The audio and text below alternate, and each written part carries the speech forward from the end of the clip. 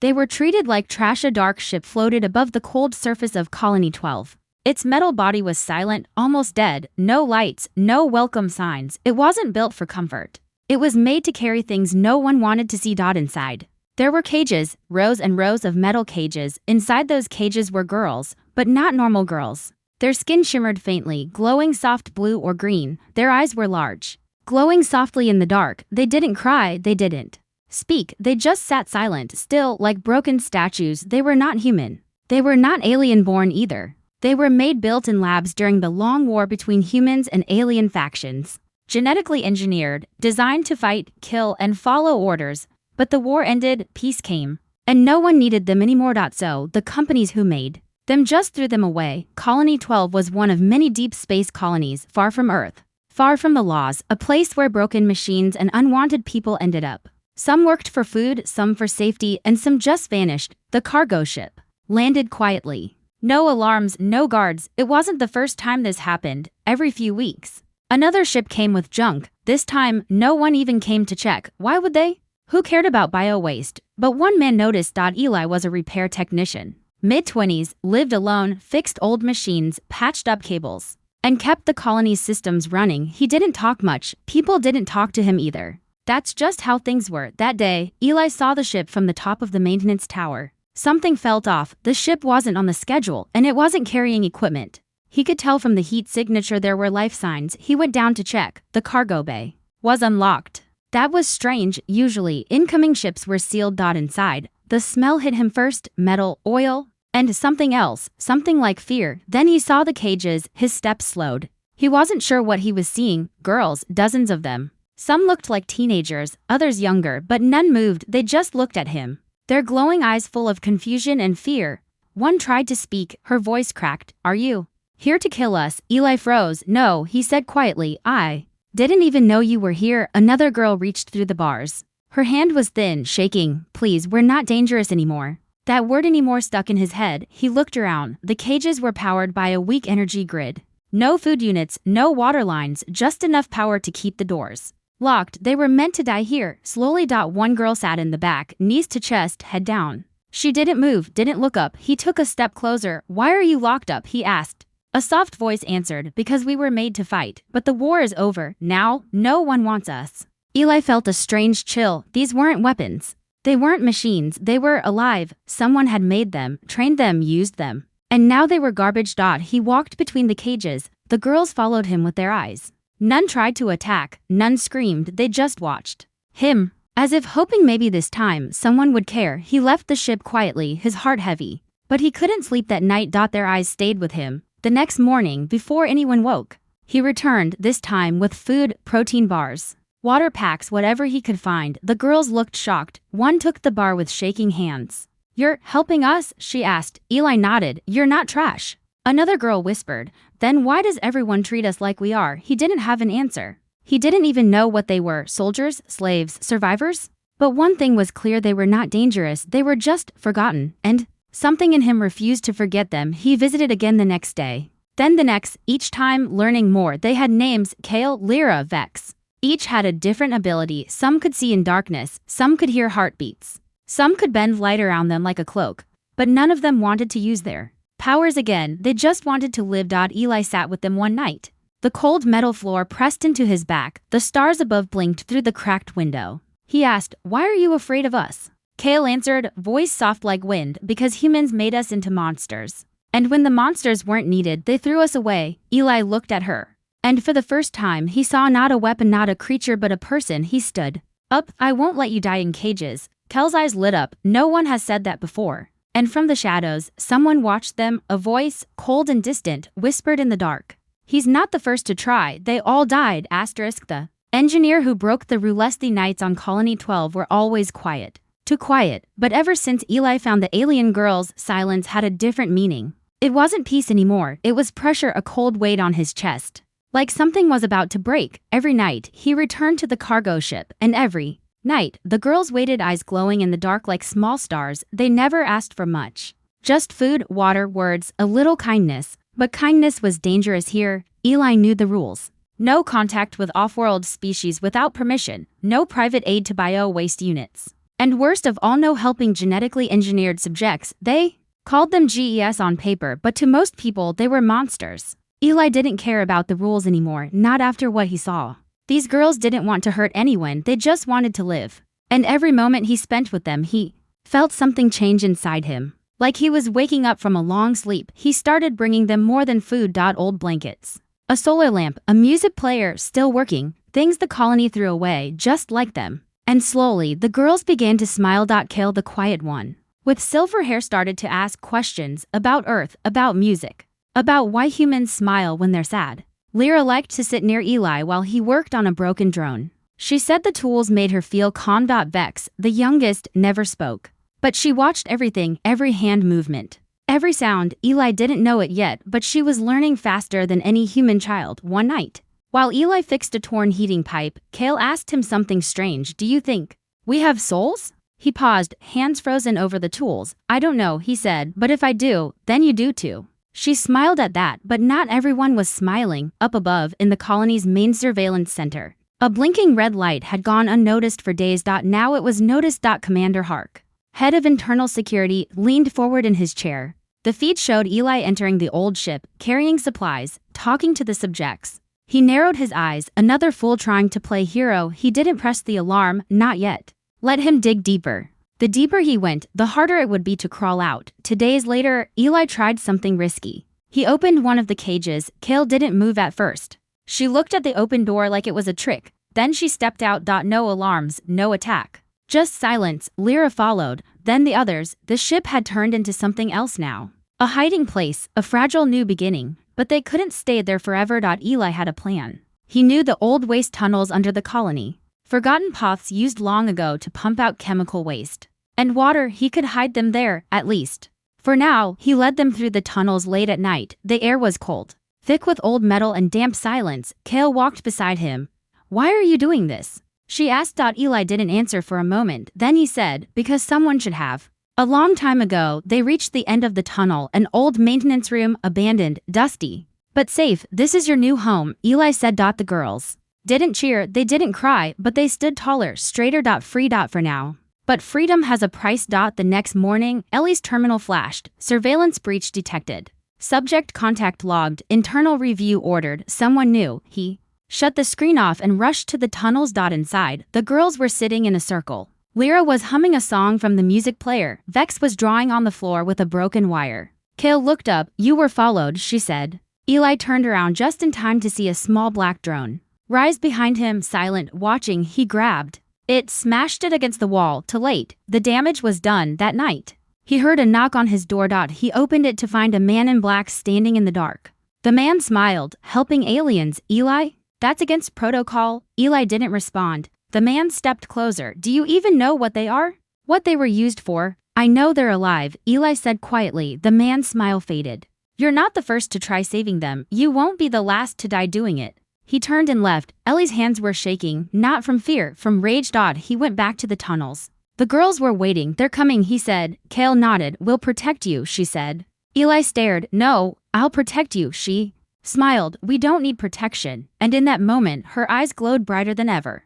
Trust is the real Oliente. Tunnels were dark, silent, hidden deep beneath Colony 12 like bones under a dead world. In that silence, something strange began to grow. Trust. Eli never asked the girls for anything, no secrets, no powers, no promises. He just brought supplies, sat beside them, and listened. It was a simple thing, but to them, it was everything. For most of their lives, the girls had never trusted anyone. Not the scientists who made them, not the soldiers who trained them, not the humans who locked them in cages after the war ended. But Eli was different. Kale saw it in his eyes. He wasn't saving them for glory. He wasn't afraid of them either. He simply cared, and that was the most dangerous thing in the galaxy. Because when trust starts to grow, it gives people hope. And hope? That always makes someone nervous. It didn't take long for word to spread through whispers. Unofficial, quiet, but real. The bioweapons are loose. One of them used a mind shock on a drone. They're regrouping, evolving, but they weren't regrouping, they were healing, and they weren't evolving, they were remembering. Lyra remembered how to interface with broken machines. She could touch a rusted control panel and make it breathe again. Vex, still silent, could mimic any sound she heard once. She used it to play music, and later, voices. Kale was the most powerful of them all. But she was afraid of her own strength sometimes when she dreamed. The lights in the tunnel flickered when she was angry, metal warped near her fingertips. But Eli never asked about it, he just said one thing: you are not what they made you to be. Then one night, everything changed. Eli arrived at the tunnel late. His clothes were dirty. His hand was bleeding. Kale ran to him. What happened? I was followed, he said. He held out a tiny, broken device, a tracker someone planted. This on me. Lyra took it and crushed it in her hand. We have to move, Kale said quickly. But there was nowhere to go. Colony 12 was surrounded by desert and acid lakes. No ships, no help. No exits. That's when Vex quiet, watchful Vex did something no one expected. She spoke. There's a room, deep under the fusion chamber, hidden before the war, I remember. They took me there once. Eli blinked. How do you know that? I never forget. It was the first time she had spoken, and it changed everything. The path was dangerous. The fusion chamber was active. If they made a wrong move, they'd be burned alive or poisoned by radiation. Still, they went, all of them crawling through half-collapsed shafts, climbing down broken ladders, slipping between giant pipes, humming with deadly energy. Finally, they reached the room. It was old, dusty, but still powered, walls of screens blinking quietly, a data core still humming. Inside were things Eli didn't understand: plans, blueprints, files, all about them. Kale stepped forward, looking at her own face on a screen. This is where they made our memories, she whispered. What do you mean?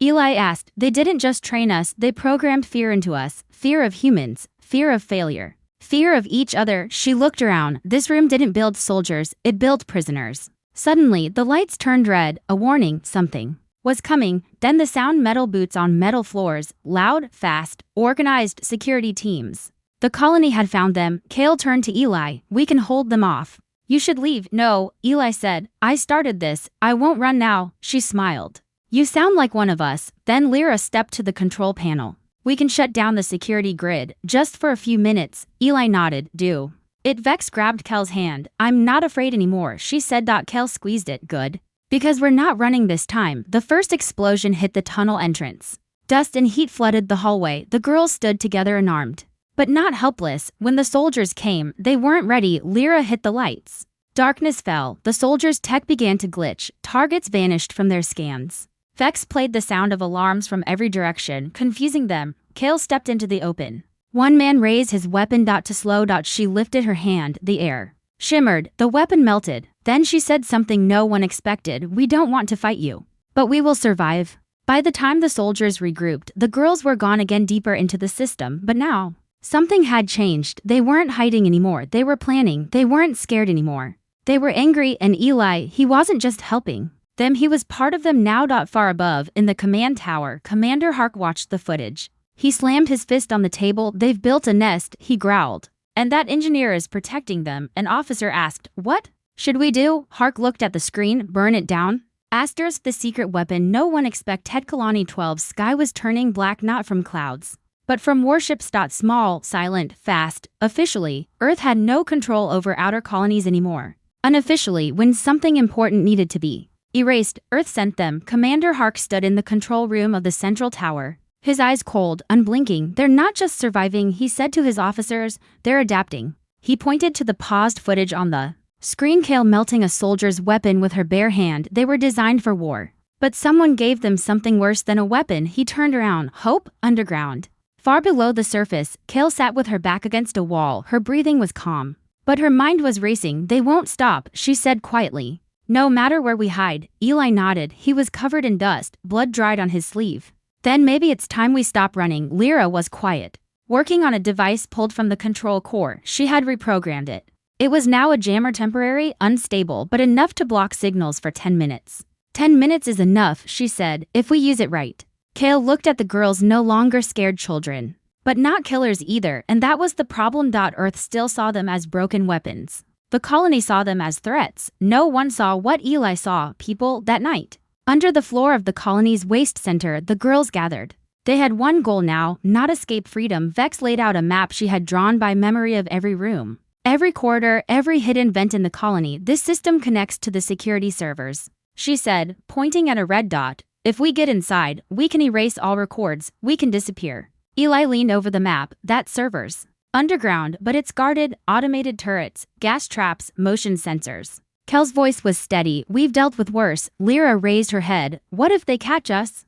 Kale looked at her, then at the others, then we show them what they made. And what they can never control again. The next day, a coded warning arrived from a stolen frequency, just one sentence, warships incoming. Erase yourselves or prepare for death. Eli stared at the message. They're coming to wipe everything, Kale nodded, then let's give them a reason to remember us instead. They moved before dawn. Kale, Vex, and Lyra moved through the vents, quiet as shadows. Eli stayed behind to distract. He walked into the colony tower at sunrise, covered in grease. Pretending he was just another tired technician. Commander Hark noticed him immediately. Back to work, engineer? He asked coldly. Eli smiled. Just fixing your broken systems, sir. Behind his back. He flipped a small switch in his pocket. The jammer activated. At that same moment, Kale and the others slipped through the inner vents into the data core. It was brighter than expected, clean, clinical, cold, dozens of screens, AI scanners, files. And in the middle of it all a black box, the master core. Kale stepped forward.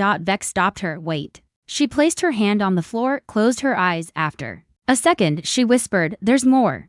Kale frowned. More what? Vex looked up, her voice trembling. Us, behind a sealed wall. They found another room, hidden, forgotten. Inside were tanks, full of fluid. And inside the tanks more girls. Younger, smaller, still asleep. The files called them Batch Omega emotionless combat units. Kel's chest tightened. These weren't soldiers. These were children, still being grown, still being controlled. And suddenly, the mission changed.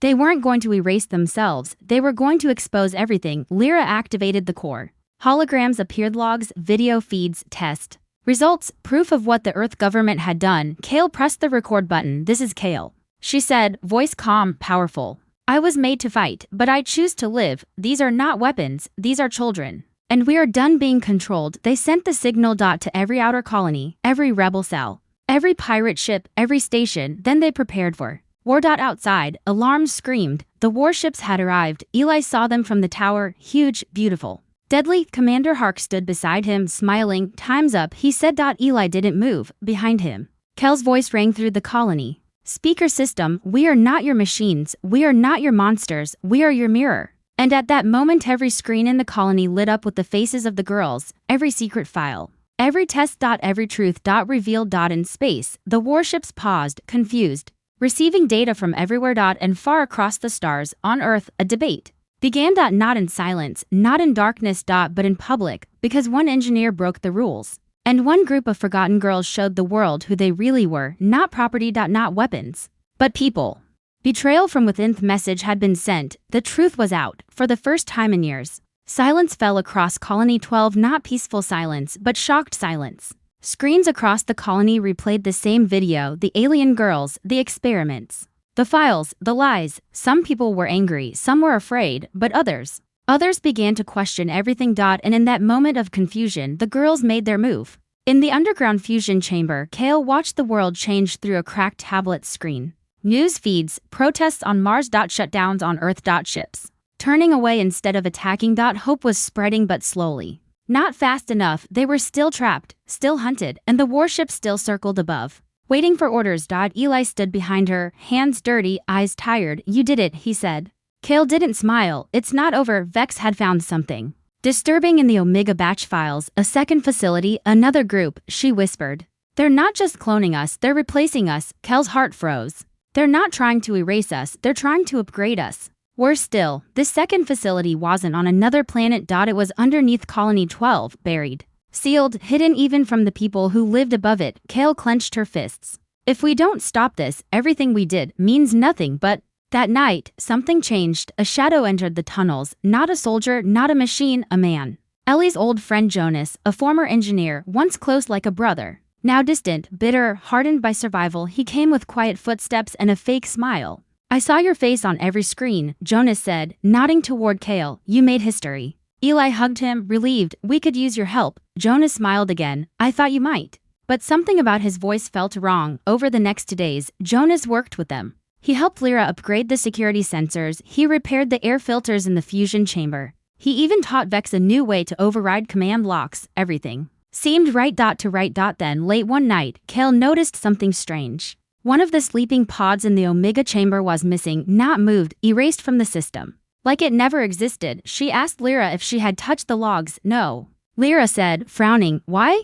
Kale didn't answer, her stomach turned cold, something was off. The next morning, Eli disappeared. No message, no signal. Gone. Kale searched the tunnels, searched the fusion chamber, searched the surface. Nothing. Then Vex found something hidden inside. A toolbox Jonas had used, a small black disk. Encrypted. Lyra plugged it into the system. It played a message, a transmission, from Jonas. To Commander Hark, I've found them, the core batch. The leader girl, the engineer too, I'll deliver them. Tonight, prepare extraction. Kale didn't blink. She just stood there. Silent. Cold. An hour later, the betrayal came. Explosions rocked the tunnels. Gas flooded the main chamber. Sleep gas. Engineered to knock out the girls without harming the equipment. They stumbled. Coughed. Fell. Kale fought to stay awake. She saw Jonas in the doorway, helmet on, gun in hand. I warned him, he said. You were always a mistake. He walked toward her. He thought you were innocent. But I remember what you did during the war, what you are. Kale tried to stand. Her knees shook.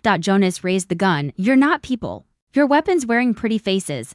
But before he could fire, a pipe burst from the ceiling. Steam shot out. And from the mist Eli charged in. He hit Jonas hard, knocking the gun from his hands. Jonas rolled, bleeding. Eli stood over him, rage in his eyes. You're wrong, he said. They're more human than you'll ever be. Jonas laughed, even with blood in his mouth. You think saving them makes you a hero? You're a fool. They were made to destroy. Eli shook his head. No, they were made to survive. Kale stood up. Weak but burning with power, she looked Jonas in the eyes. We didn't ask to be made, but we get to choose what we become. Lyra shut off the gas. Vex locked the tunnel doors. Jonas was left alive, but defeated. Kale could have ended him, but she did in single quotes.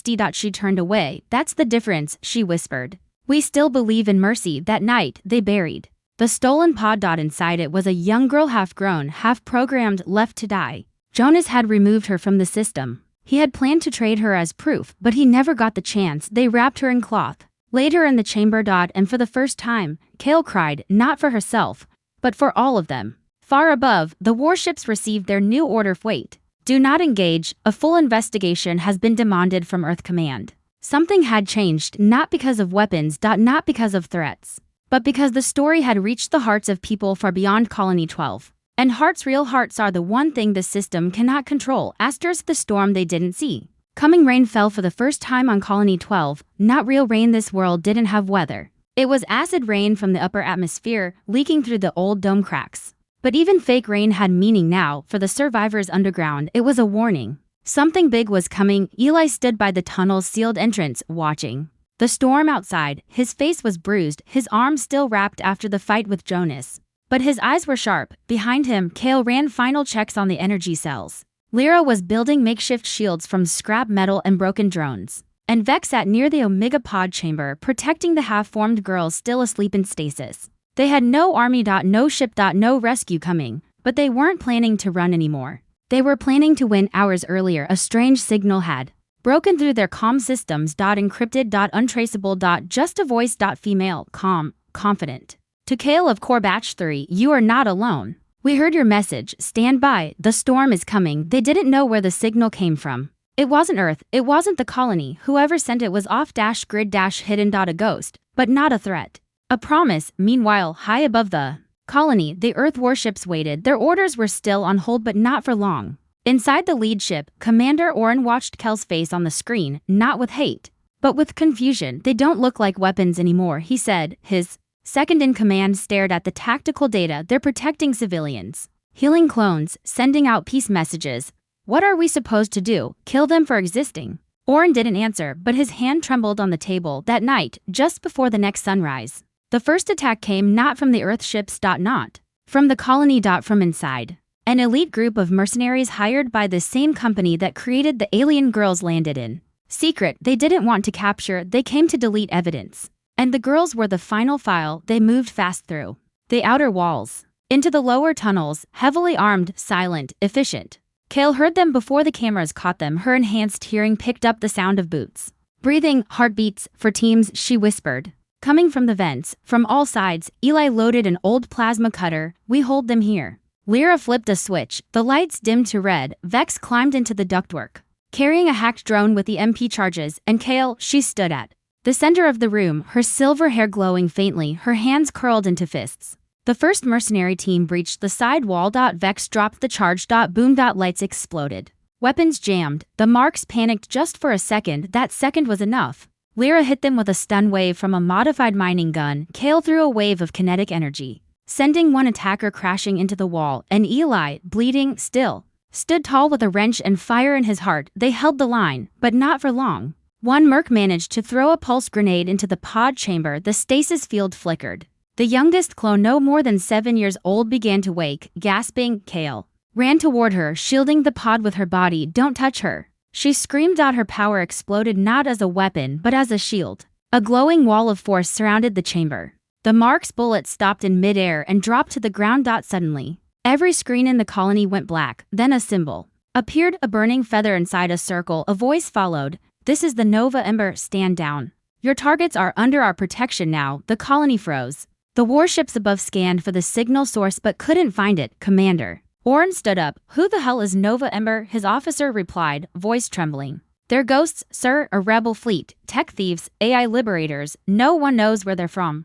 But when they show up, systems fall." Back on the ground, a deep rumble echoed across the tunnels. Then light blue, hot and sharp, cut through the sky outside. A ship, sleek, black, invisible until now. It descended behind the colony wall and deployed a force shield around the site. A figure stepped out, human, female, half her body cybernetic. She looked at Kale through the broken ceiling and smiled. "You lit the match," she said. "We brought the fire." Within minutes, the marks were gone. Some ran, some surrendered, and some vanished in flashes of blue light. Kale stood beside the clone child, arms shaking. Eli caught her before she fell. "You're safe now," he said. Kale looked at him, tears mixing with blood. "No," she whispered, "we're just beginning." Far above, the Earth fleet pulled back. Commander Orrin gave the order himself. "Leave them," he said. "They're not enemies, not anymore." But in his heart, he knew Earth would return someday. With bigger ships, stronger lies, and deadlier plans. But next time, the girls wouldn't be alone.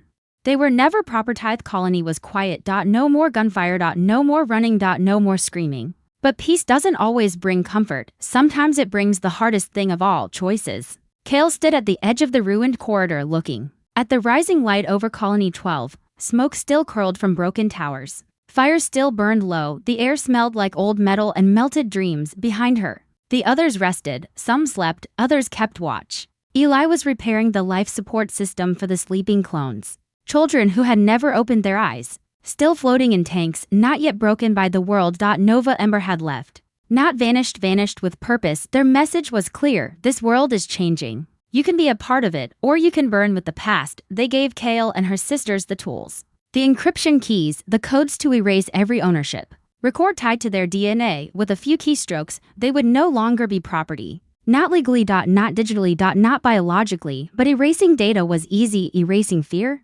That was something else. Eli watched her as she stared into the light. He walked up, holding a worn tablet. "It's done," he said. "You're clean. No records. No trackers. Not even the government can find you now." Kale didn't answer. "You're free," he added softly. She looked at him, her silver eyes tired but calm. "Am I?" Freedom had come with a price. Jonas, the traitor, was gone, extracted by one of the last fleeing mercenary pods. He would sell their secrets again, somewhere else, to someone worse. The warships had pulled back, yes, but they weren't disarmed. They were watching. Earth Command never truly gave up. They waited in silence, in shadow, in policy. They didn't need weapons to crush hope. All they needed was time. The girls held a meeting that night. Kale, Lyra, Vex, and Eli. No guards. No weapons. Just truth. "We can't stay here," Lyra said. "This colony won't survive another storm." "Where do we go?" asked Vex, her voice soft. "Everywhere we've ever gone. We were hunted." Eli looked down. Then he said, "We make somewhere new." They looked at him. Surprised. Hopeful. Confused. "We take one of the old rebel ships buried under the canyon," he continued. "Nova Ember left us a map, supplies, codes, enough to get to Sector Delta 4. Kale blinked. "That's the uncharted space. That's the point," Eli replied. They agreed. The next 3 days were spent preparing. Vex oversaw the pod transfers, moving the clone children from the lab into portable cryobeds. Lyra hacked the colony's satellite uplinks, disabling the location pings sent to orbit. And Kale? She didn't rest. She stood by the flame of every loss, every broken clone, every scar. And she remembered it all. Not to feel pain, but to never forget who they were. The ship was buried deep under red stone and broken tech, left there from the last rebellion 20 years ago. It wasn't beautiful, but it worked. They called it the Emberlight. The name wasn't a symbol of fire. It was a promise. Before leaving, Kale walked to the center of the colony, the old statue of the founders. She looked up at it one last time. Then she activated her last message. Her voice echoed across the stars. They built us in silence, they used us in war, they erased our names, but we are still here. Not as soldiers, not as weapons, not as ghosts, but as people. We were never yours. We were never property. Then she shut the transmitter off and walked away. 1 year later, somewhere deep in uncharted space, a news station floated above a quiet moon. It had no flags, no armies, no owners. Only life. Laughter. And stories. Human, hybrid, half code, full-souled. Kale taught philosophy. Lyra became an engineer for Outer Rim refugee ships. Vex started drawing. And Eli? He built homes. He never called himself a hero, but to them, he was the first human who truly saw them, not for what they were made for, but for what they chose to become. And far, far away, on Earth, a child read a forbidden article in the depths of a digital archive. An old photo, a girl with glowing silver eyes. The title read, "The War Daughters, Where Are They Now?" The child smiled and whispered, "I want to be like them." The end.